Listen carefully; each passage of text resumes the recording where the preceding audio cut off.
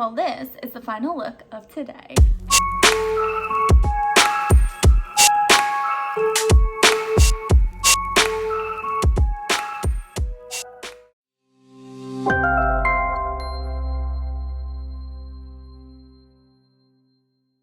Hey, welcome back to the channel. I am so excited for today's episode. We are talking about a truly beloved attraction, Jungle Cruise. So grab your coffee, get set up, get your makeup, whatever you gotta do. We're gonna spend our morning getting ready together. It's gonna be a great time. On to the story. I apologize in advance. My neighbor actually got a little puppy and I hear him right now. He's out and about or he really wants something, so I'm so sorry if you can hear him in the background. Today we are talking about a truly beloved Disney attraction, Jungle Cruise. This attraction was an opening day attraction in Disneyland in Anaheim, California, and also in Walt Disney World in Florida, once Magic Kingdom actually opened. Now, people were anxiously waiting to get on this attraction. Walt Disney would highly publicize this ride on TV prior to Disneyland actually opening. It was the only ride that really had a lot done so that he could actually feature it in commercials. No joke, I found 10 minutes worth of commercials, which is like insane. Could you imagine how much that would cost to air that today? Like a 10-minute commercial? I didn't even want to look it up. I was like, I don't want to know. For those of you unfamiliar with this ride, let me give you like a brief refresher. Jungle Cruise today is an attraction that takes you on a boat adventure through the rivers of Asia, Africa, and South America. The Amazon, Congo, Nile, and Mekong rivers are all represented on the attraction. Across your journey, you will meet some animatronic animal friends, and your boat will be captained by an endearing skipper who will surely make you laugh along the way. Jungle Cruise is a slow ride made for all ages and heights. This attraction can be found in Adventureland in both Magic Kingdom and in Disneyland. Jungle Cruise can also be found in Disneyland Tokyo and Hong Kong. You might be thinking, well, Grace, why not Paris? Well, the attraction was already so popular in the other parks that European theme parks actually made their version of Jungle Cruise. So when they were making Disneyland Paris, it didn't really make sense to put another version of Jungle Cruise there. Europeans had their fill, So how did we get this attraction that we know and love today? Well, this ride was actually inspired by African Lion, Disney's true life adventure. Disney Imagineer Harper Goff actually started working on the plans for Jungle Cruise before the land for Disneyland was even purchased. Goff would then go on to lead the concept design and construction of the attraction we know and love today. We have so many attractions to thank Mr. Goff for, and this is definitely one of them. Now, when assembling the attraction, he did have some assistance from another legendary Imagineer, Bill Evans. As one can imagine, it's kind of difficult to create a wild river adventure in the middle of California. Goff and Evans set out on a tree hunt to make the attraction appear more realistic. On their tree hunting adventures, Goff actually found a banyan tree at a house in Beverly Hills. Fortunately, the homeowner didn't love the tree, so they decided to give it to Disney. The pair paid the owner $200 and carried the tree away. The beautiful banyan tree was planted right behind the hippo pool. Now, if you go to Disneyland today, take a look. You can actually see the tree because it's still there today. Quote, "We would call cities to see if they were tearing out trees for improvements and go and buy them. We got many that way," end quote.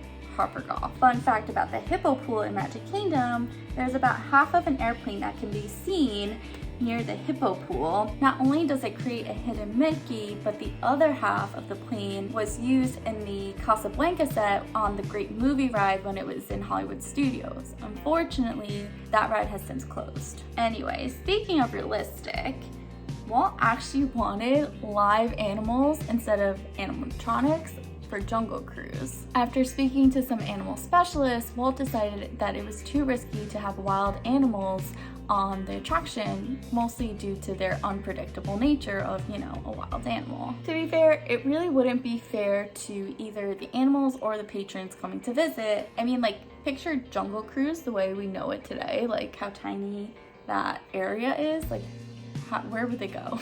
It would not be good. I don't think it would end well. Don't worry though, future Imagineers would go on to use this as inspiration for a wonderfully wild park that we have today, known as Animal Kingdom. Anyways, all that to say that is why audio animatronics were set to be used in the ride. Fun fact, the eyes that appear to be glowing on the audio animatronics on the ride today are actually just marbles with like a reflective coating on it. I thought that was so cool and so genius to use marbles. Back to the realistic elements of the ride. If you look at the water, it actually kind of looks like jungle water, if you know what I mean. Like, not something you really want to go take a swim in, or you want to take a family vacation in. Well, I guess the jungle would be kind of interesting to go on for a vacation, but I mean more of like, if you show up to like Cancun and the water looks like that, you probably don't want to go in. No worries though, the water is actually perfectly clean. The Imagineers actually just dye the water a murky green color to hide how shallow the water is. When the ride first debuted, there was more of like an educational vibe. That is until one Imagineer, Mark Davis, is recruited by Walt Disney to help create some beloved Disney attractions and animate a few characters along the way.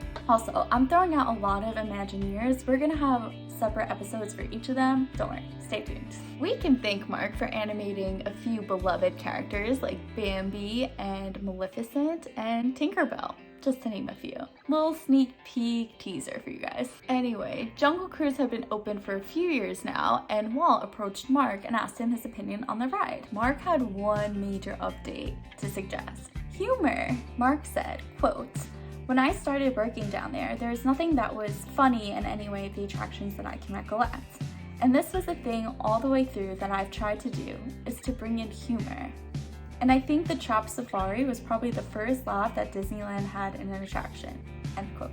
Mark Davis. In 2013, the ride got a festive overlay for the holidays, and voila, Jingle Cruise was born. Jingle Cruise can be found on both coasts during the holiday season. Jingle Cruise really isn't that much of a different attraction, it just adds some whimsical holiday fun to it. For example, you might hear some punny Christmas or holiday themed jokes, and you might see some of the river dressed up in holiday decor.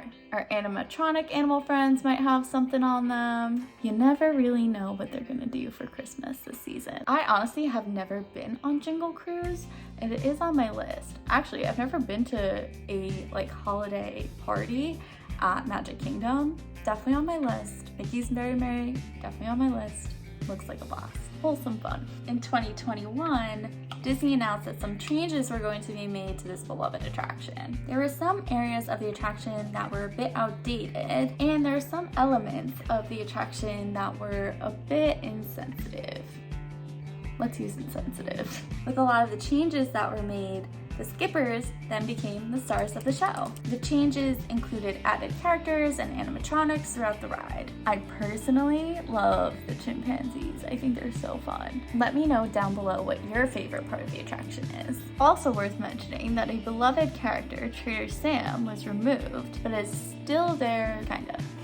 Disney Parks released, quote, "Word on the stream is that Alberta Falls, proprietor of the Jungle Navigation Company Ltd, has entrusted her longtime friend, Trader Sam, to manage the new Lost and Found location." End quote. Basically, Trader Sam turned the Lost and Found into a gift shop. Very entrepreneurial of him. I think it's safe to say that a lot of people absolutely love this attraction. I mean, I feel like I hear about it all the time. It really is the quintessential wholesome family ride. Personally, I have not been on the attraction in a while. I think I need to fix that. It will definitely be a priority the next time I am in Magic Kingdom. If you're looking to ride this attraction on your next Disney vacation, I highly recommend using Genie Plus if you're in the States. Jungle Cruise on both coasts can get very high wait times. If you aren't using Genie Plus, my best advice would be to rope drop the attraction, go during fireworks, or go right after fireworks. The whole ride is around 8 minutes in duration, and it really is fun for the whole family. I for sure had a ton of fun researching this attraction, and honestly, I didn't know a ton about its history until I sat down and started researching it for this video. Jungle Cruise actually isn't my top attraction in Magic Kingdom. I think that's why I haven't ridden it in a while. My personal favorite attraction is Pirates. I love Pirates. I think it is so fun. I'm sure you all know if you guys are Disney people, but the smell of Pirates, can't beat it. Can't beat it. And it's a nice long attraction. I love a good boat ride, and it really fits the bill, you know? Also, if I'm not buying Genie Plus, I find Jungle Cruise again to be kind of difficult to get on because the line is just so long, and sometimes I'm just not willing to stand out there on a hot day. But fun fact, the queue actually used to be hotter. The Imagineers ended up recreating the queue so there would be more parts in the shade because it was such a popular attraction. So I'm curious, is Jungle Cruise your favorite attraction? I feel like it's up there on a lot of people's lists. I do love the skippers. I think they're phenomenal. I don't think they get enough credit. If you really enjoy your skipper while you're riding the attraction, get their name. You can actually leave a cast compliment in the My Disney Experience app. I've learned that cast members actually really appreciate that, and it doesn't take too long. You just need their name around the time you've been there and the attraction, and you just put in a quick cast compliment, and a little kindness really does go a long way. My favorite thing that I learned today was actually that the two Imagineers that led the ride actually went around Beverly Hills and California and were calling governments for their trees. Like, that's pretty crazy, and quite the dedication as well. And this is the final look of today. I hope you had fun and learned something new or just found it interesting. If you like this video, don't forget to give it a thumbs up and subscribe so you never miss a Magical Makeup Monday again. I hope you all have a magical start to your week, and I'll see you guys next time. Bye!